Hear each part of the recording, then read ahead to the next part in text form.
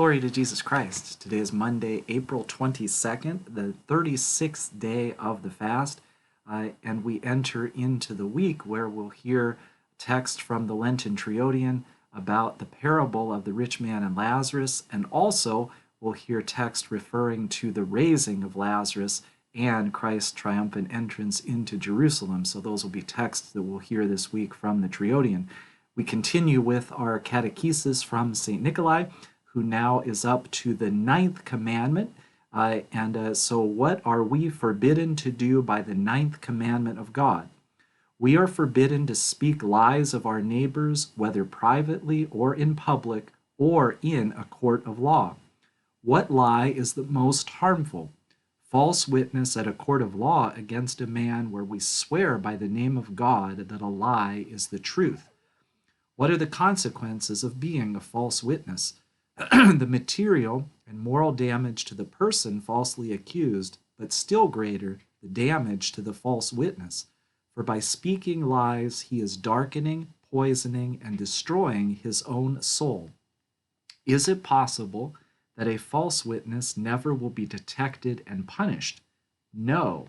The guarantor of that is God himself, who said, "There is nothing covered that shall not be revealed, and hid that shall not be known," in Matthew chapter 10.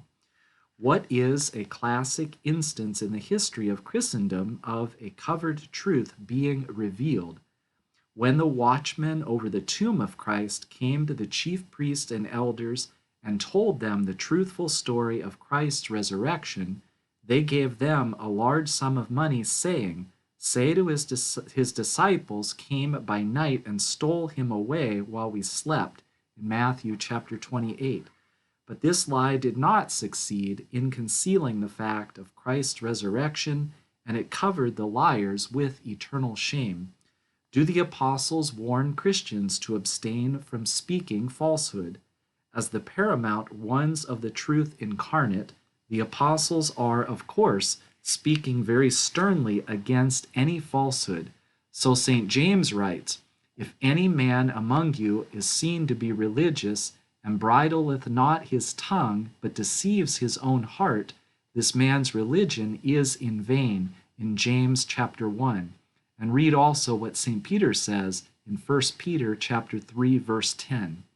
From where do all lies and falsehoods stem? From Satan, whom the Lord Christ called a liar and the father of lies. When he speaks a lie, he speaks of his own, in John 8:44. Therefore, all men who speak lies speak on behalf of Satan and not in behalf of God. And so this is the 9th commandment as explained by St. Nikolai. We'll now read some texts from the Lenten Triodian for the 6th Monday of the fast, remembering that we'll hear reference to the parable of the rich man and Lazarus, and also to the raising of Lazarus. As we set out upon the 6th week of the fast, let us sing to Christ a hymn in preparation for the Feast of Palms.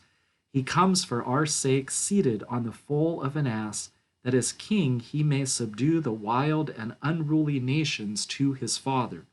Let us all make ready for him branches of virtues, that with rejoicing we may see his resurrection. O Christ, of many mercies, I have followed the ways of the rich man who showed no compassion. But I pray thee, make me to dwell with the poor man Lazarus, and deliver me from the flame and the fire that never shall be quenched. Let us flee from the example of the rich man who was condemned to the fire that never shall be quenched, and let us acquire the patience of Lazarus in his troubles, that Jesus may comfort us and make us sharers in his kingdom. O Lord, while dwelling in the flesh on the other side of Jordan, thou hast foretold that the sickness of Lazarus would not end in death, but that it had come to pass for thy glory, O our God. Glory to thy mighty acts and thine all-sovereign power, for thou hast destroyed death in thy great mercy and thy love for mankind. And these are texts from the 6th Monday of the fast. Glory to Jesus Christ.